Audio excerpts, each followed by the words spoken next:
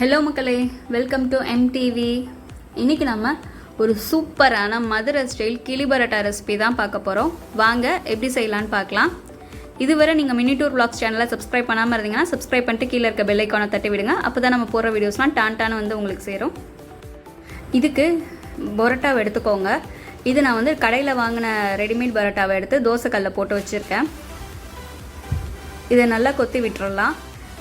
இதுக்கப்புறமா வந்துட்டு நான் ஆல்ரெடி ஒரு வீடியோவில் எப்படி பரோட்டாக்கு எம்டி சால்னா செய்கிறதுன்னு ஒரு ரெசிபி போட்டிருப்பேன். அந்த ரெசிபியோட லிங்க்கை வந்துட்டு இந்த வீடியோவோட எண்டில் கொடுக்குறேன். அந்த சால்னாவை எடுத்து இந்த இலையில் ஃபஸ்ட்டு நம்ம வச்சுக்கலாம். இல்லைன்னா நீங்கள் சிக்கன் குருமா, மட்டன் குருமா எது வச்சுருக்கீங்களோ அதை சேர்த்துக்கோங்க. இப்போ இந்த சால்னாவை நம்ம கொஞ்சம் பரப்பி விட்டாச்சு. இதுக்கு மேலே நம்ம சுட்ட பரோட்டாவை எடுத்து வச்சுக்கலாம். இதை நல்லா ப்ரெஸ் பண்ணி விட்டுட்டு இதுக்கு மேலேயும் நம்ம சால்னா அப்ளை பண்ணிக்கலாம். ஒரு லேயர் அதையும் நல்லா பரப்பி விட்டுருங்க ஸ்ப்ரெட் பண்ணி. இது கூடவே நம்ம பெப்பர் போட்ட எக் ஆம்லெட்டை பிச்சு இதில் சேர்த்துக்கிறோம்.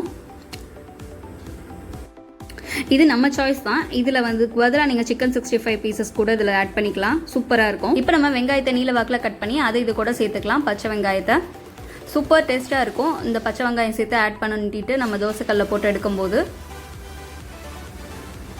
அதுக்கு மேலே கார்னிஷிங்க்கு கொத்தமல்லி, புதினா, கருவேப்பிலையை நம்ம ஆட் பண்ணி விட்டுக்கலாம்.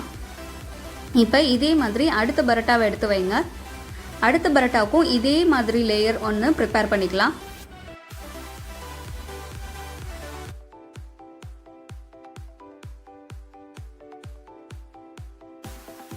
இப்போ ரெண்டாவது லேயர் மேலேயும் ஃபைனலாக சால்னா ஊற்றிட்டு இந்த இலையை நம்ம கரெக்டாக மடிச்சிடலாம்.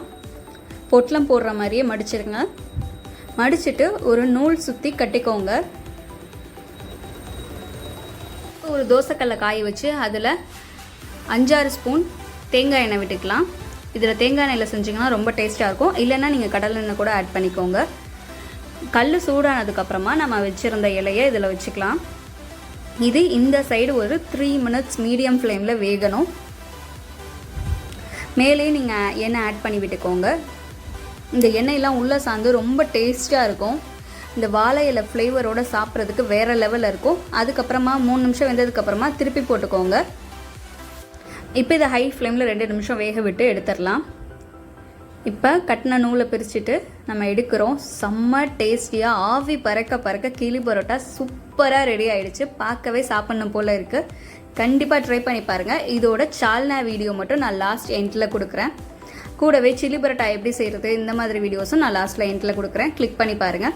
டாட்டா, நெக்ஸ்ட் வீடியோவில் பார்க்கலாம்.